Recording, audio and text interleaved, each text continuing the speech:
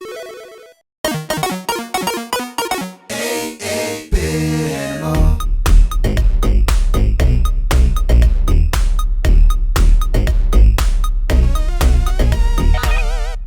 you doing, good people? This is the 8-Bit Animal. Now, anyone who has followed this site and follows me on social media or knows me in any way, shape, or form and knows about my taste in video games knows I love shmups. Shoot 'em up is my favorite genre of video game, bar none. And while I love bullet hell shooters, there's something just particularly magical about a good old school traditional shmup. Today's game is a prime example of that. It was originally released in 1986 by its developer Hudson. When it got ported to the US, it was published in the States by Taxan for some reason, even though Hudson had an NES license in the States. Well, regardless of who published the game, it's a marvel of a video game. It's fantastic. It establishes a lot of the gameplay techniques that were used throughout that series, and yeah, it's a wonderful, wonderful video game. Today we'll be talking about Star Soldier. Now, Star Soldier is a prime example of an old school vertically scrolling shmup done well. You control this little ship, flying through these levels. You get to a boss. The bosses are all called Star Brains. Blow up the boss, go to the next level. Now, you may be asking, Mr. Animal, what do you know about the story? And to that I reply, shmups, the story don't matter. It's justification for blowing stuff up. Except for Cine Mora. Cine Mora had just lore and voice acting and stuff attached. But we'll talk about that another time. This is Star Soldier time. And Star Soldier, the levels are short.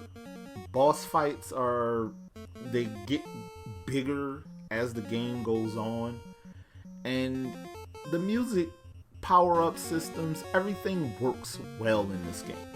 It's just a polished old school shooter that spawned a bunch of sequels on the PC Engine.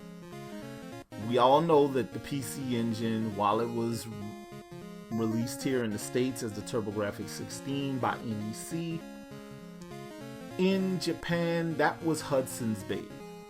Hudson developed the tech for that system.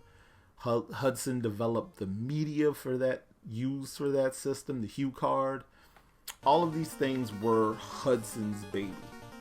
And it just stands to reason that Star Soldier would work so well, the sequels would work so well on that hardware. In the same way that the relationship with Nintendo allowed Hudson to make such a good shooter for the Famicom and later the NES in Star Soldier. Now, the power-up system in this game, it's not a really concrete, well-defined one. You pick up some stuff, and first your ship speeds up, then you get more firepower, stuff like that. And this happens throughout the run of the game. You die, you get weak again. The more you move through the game, you collect power-ups. Eventually, the power-ups stop powering up your ship and just starts giving you points. This happens in a lot of shmups even today. And a lot of what we know as far as power-up mechanics and things of that nature, the more traditional style power-up mechanics and things like that, were picked up from games like Star Soldier. Unlike the Gradius system, where you collect an item and you have to collect a certain number of them to get to the right spot on the little scale to trigger the power up you want. This one, you pick up a power up, it powers you up. That's it. No muss, no fuss. And that made this game a little more simple, a little easier to pick up and play, a little less pretentious, you know, but still a lot of fun. Now, if you're one of those folks that wants to get a physical of Star Soldier, loose cartridges will run you probably about $8. Complete copies, probably about $40. So it's not a bad pickup. It's not an expensive pickup. It's, matter of fact, it's something that I need to do for myself. But yeah, if you want the N64 sequel, that'll run you about $55, $60.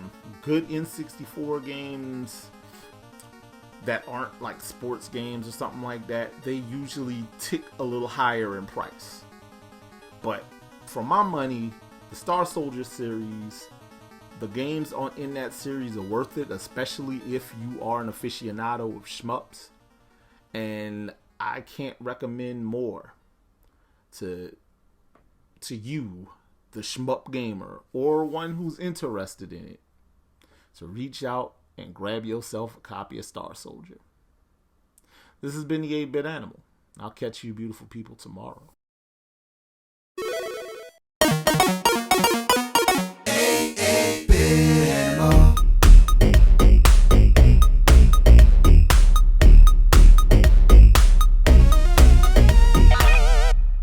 Tomorrow, it's like Castlevania, but the guy has a bird.